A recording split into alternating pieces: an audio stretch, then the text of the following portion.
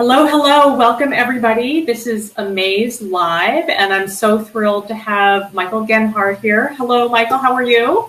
Hey, thanks for having me, Christine. I'm so glad, and I just want to apologize to anyone who tried to tune in yesterday at our original noon time. The internet was just conspiring against us. We don't even know what was happening. We did the exact same thing today, and now we're here. So I'm really thrilled that this is working out and we're connecting today. Yeah. So Michael, I'm thrilled to talk to you today. I'm a former psychologist, actually, so not clinical like you, but I kind of speak your language. And I was so thrilled to learn about our mutual friend Raina about this new title, which I think is so fantastic. But I would love if you could just start us out, actually, to talk a little bit about your background, what you do in the field of psychology through your work, just to get folks familiar with your work. So I'm a clinical psychologist in California, in San Francisco, and in Ohlson County. I've been in private practice for about 30 years, and I see kids, teenagers, I see adults, I see a lot of folks from the queer community, prospective parents, moms and dads, gay parents. I have questioning kids and teenagers. And adults, a lot of adults, gay and lesbian adults as well, who are just living their lives. Some of them looking back at their childhoods and trying to work out some difficulties from their past. And was this I'm sort of curious, was this a specialty when you were training that you had identified, or is this something you've come to later in your career? As a gay man, I knew that I wanted to work with the queer community. So yes, it was a specialty that I've cultivated for many years. And San Francisco was the city for me to be in. And I actually got here in the 80s during the AIDS epidemic. So it was a very critical time to dive into the community, but it was also a very important time to work closely with people, the men that were ill and dying. So it was a bonding experience for me and for a lot of people like working in San Francisco at the time. Amazing. Yeah, I love that area, and I love this work that you're doing. It's so important. There's so much going on right now, and I think your work is, I might say, even more important now, given the current climate that we're in. Before we go on, I just want to encourage anybody who's joining us. This is Michael Genhart. We're talking about the great work he does with LGBTQ families, and we're about to talk about his new book. If you have any comments or questions for Michael, please drop them in the comments. Yes, I have one too. So drop a comment or a question for Michael, and we'll answer it live. Or I know a lot of people come and tune into the broadcast actually after we're live. So if you have a comment or question, just leave it, and we will come back and answer it. So it's funny, I have this sort of on two screens, so I'm seeing things in a slight delay. So yes, your beautiful book, which I have to tell you, my 7-year-old came into my office yesterday and was like, "Ooh, I like that cover," and stole the book from my office and really enjoyed reading it. I would love to hear a little bit of the backstory about Love is Love and how it got started. Well, it's a compelling subject matter, and I think Ken's artwork is so compelling as a cover. So lots of people gravitate toward it. The inspiration really came from my clinical work. As I mentioned before, the stories that I hear, I'm in such a privileged position to hear both kids and teenagers and adults tell their stories. So it's really a collection of things that I've heard over years, problems basically that people were encountering. So that's one inspiration. The other is as a dad, and my husband and I adopted our daughter, she's now 22, at birth. And so being around her and kids and families and learning from her and stories she would tell about just experiences she had was also an inspiration. And not so much insults or hurts that she experienced, but stories that she would come home with, things that people would say. So it was really a merger of the clinical work and being a dad as well. Yeah, and I'm curious, I sort of referenced the current political climate. I'm wondering if the current administration, if the timing, if this book was in process before the election or if this was something that accelerated after. I'm just curious because I really feel that it's this kind of work and the work that you do is ever more important, as I said. So I'm really fortunate that this is my 7th book, but this is the 2nd book that I wrote. And this was picked up, I believe, in 2013. So it was this is the long road getting here, actually. But it was before the current political environment, but it's certainly timing for it to come out now. These are issues, of course, that have been going on for a long time. They're just even more poignant right now. Yeah, I just have the book open, and I have to just say, your artist, Ken Min, I'm thrilled with what you guys did because, we, as an Asian person, obviously, it's just all of us need to see ourselves, and kids especially need to see themselves represented in books. So I love, all the diverse faces and presentations in it. It's really, really wonderful. Actually, on that note, one of the things that I wanted to do in the book is I wanted kids and gay families to be represented as well. And I wanted to use the word gay a lot in a kid's book, which you don't see. And I wanted to do so for many reasons, including I just wanted to use it in a normal way. I wanted to normalize it and use it to address, shame, embarrassment, that it's not something to be embarrassed or ashamed of. So if I could use it, it might be on every single page. For me, it helped normalize the term. And that was what I wanted to accomplish. I'm so glad you brought that up, because it's interesting. When I opened the book and read it myself, I remember it's sort of in the back of my mind having that reaction, like, "Wow, this is really cool." Like I don't really see that, often in kids' books. And somewhere in the back of my mind, when Violet, my 7-year-old, picked it up to read it yesterday, I was thinking, "Oh, I wonder if she's going to ask." But she was just quietly reading. And then, and she didn't ask, and she usually asks about words all the time. And then it occurred to me, I'm like, oh, we use that word all the time because I have a sister who's a lesbian and we talk about it and it's not a big deal. But I'm glad that you brought that up because I think that is such an important thing and really, to normalize is a big, key for families in general, and particularly the work that we do at AMAZE, getting over the awkward with conversations. It's just talking, and it's the conversations won't always be perfect, but it's just the important thing is to have them, right? Mm-hmm. So I wanted to ask, just as a little perspective, I wanted to mention that the gay community has felt marginalized for a long time in the culture for many reasons, including at the governmental level. It's only been since 2013, 2015 that major decisions from the Supreme Court have come down between reversing DOMA and same-sex marriage in 2013, 2015. With those decisions has come a sense of greater equality, inclusiveness, feeling less marginalized. So that's super important to have that top-down feeling for all of us, especially the queer community to feel included. So our job is not done. There's another Supreme Court ruling, the Master Cake, what they call it, the Master Cake, whatever, and the Colorado community trying to figure out can a business that serves the public refuse to serve same-sex couples on the basis of religion? So I think that ruling comes out in June. Yeah. Those have For big. sure.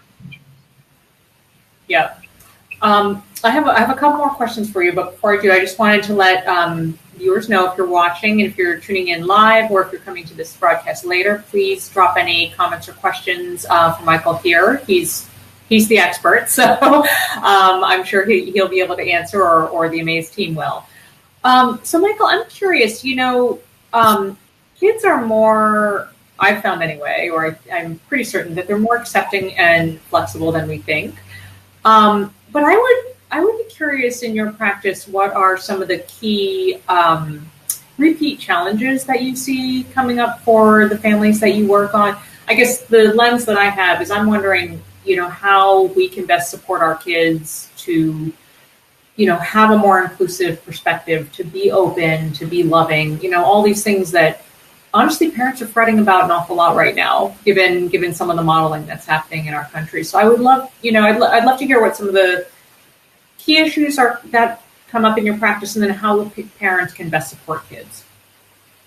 I think the main goal here, and the best way parents can support their kids, including and these are straight families with straight kids, is to normalize the subject matter.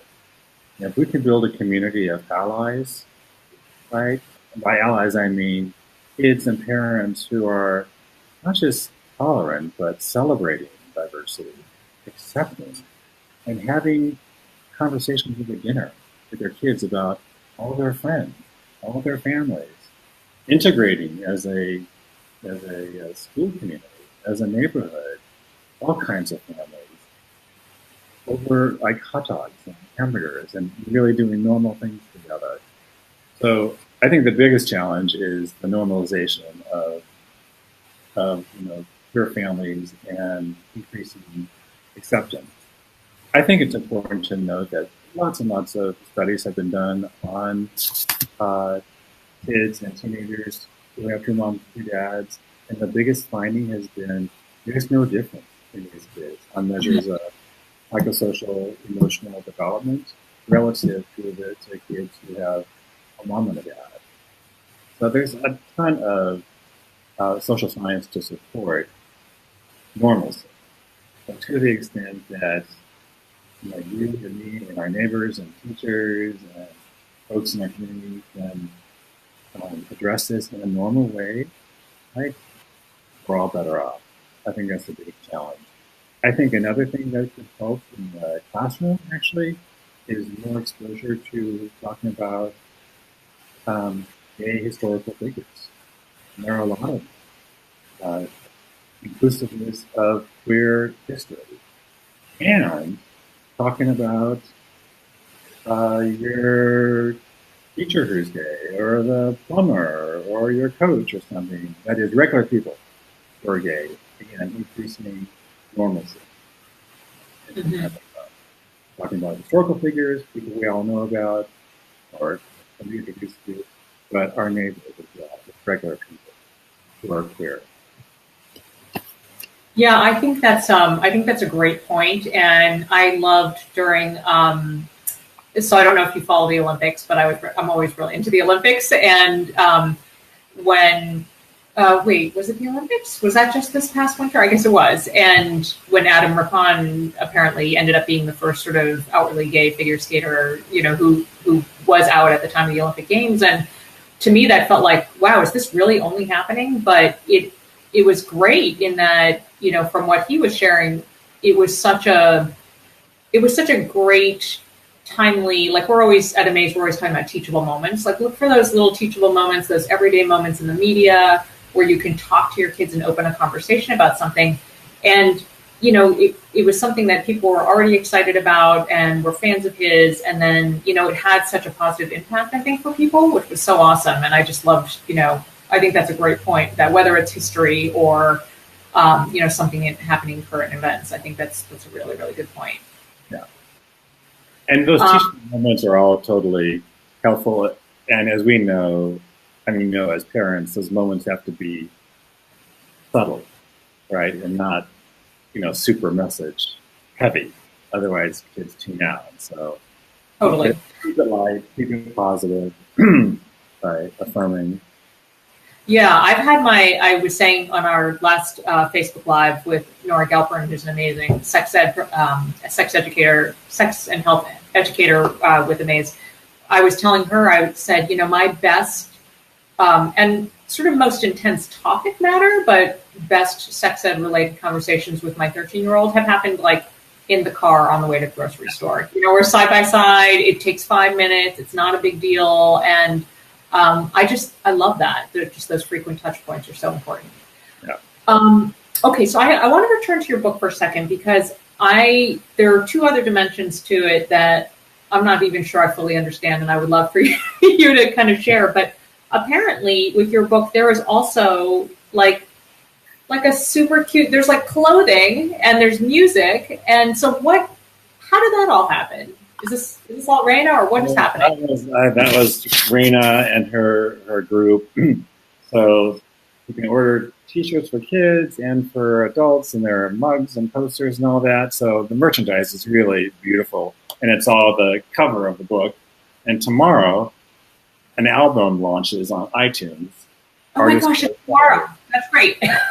So it's beautiful, and Julie Fenton is the executive producer she's put together Grammy Award-winning artists, emerging artists who sing songs about equality and kindness. It is just beautiful. I've heard a few tracks. So go to iTunes, wherever you stream music tomorrow. It's really quite wonderful. So that's Raina and her team. That's awesome. So I'll what I'll do after the broadcast is I'll share links to like where to get the tea, in the comment thread. But if you just search Love is Love on iTunes tomorrow, that's how we can find it. Yeah, loveislove.io. Yeah, and I think Artists for Equality as well. Artists for Equality. Oh, I love that. That's awesome.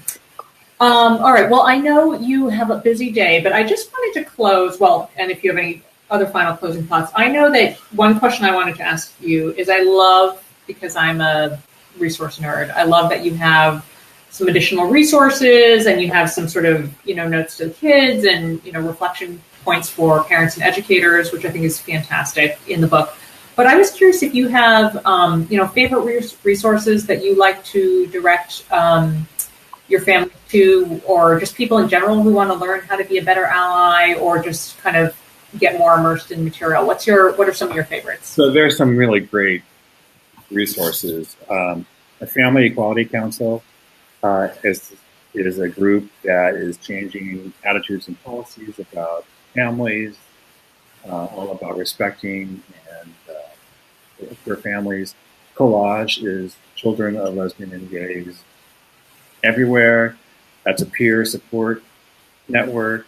Listen is the Gay, Lesbian, and Straight Education Network. It's all about developing safe school communities. HRC has a Welcoming Schools program.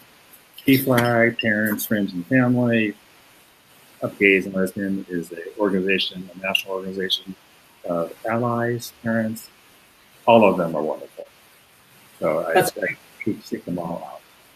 Okay, that's wonderful. I'm going to link all of those up, and I'm also going to link up another Facebook Live that I did a while ago with a parent that was all about. This isn't something we've really talked about, but it was a Facebook Live on parenting transgender kids, and it was just so awesome. And Lauren, who was my guest on that, had a ton of really interesting resources to share too. So I'll link that up. Before we close out, is there anything we haven't covered that you want to share, whether it's about this project or your work in general? Anything that I haven't covered for my questions? Happy Pride, guys. Yay! So June is Pride Month. We all know that. But I think the kinds of things that we're talking about spans the calendar, right? So celebrate with your queer friends and families and so forth in June in particular, but celebrate the rest of the year as well, because the conversations we're having, and I thank you again, Christine, for having me, should happen all the time. As we talked about, driving your kids around in the grocery store, in your neighborhood, just anywhere we travel, and not just during Pride. Yes. So I think that's a parting idea. Just these kinds of communications are important year round. Yeah, absolutely. I couldn't agree more. Well, thank you folks for joining us for another dose of AMAZE Live. This is our second one. I'm so relieved our technology was working today, Michael. I don't know, the internet was just against us yesterday and it was frustrating, but we persevered. It just occurs to me to ask for people who are listening or tuning in later that if you have ideas for people who you think would be amazing guests, or if you're the guest, feel free to comment or message us on Facebook, and we will probably be back in a couple weeks with a new live. I think it's going to be a parent story. We're doing a mix, and we can talk again at some point if you want, but we're doing a mix of authors, sex and health educators, parents sharing funny or interesting puberty stories. We're running the gamut with this, and it's just we're thrilled to be able to connect our audience with super smart and awesome people like you. So thank you for joining us today. Thanks, Christine. Thanks, everybody.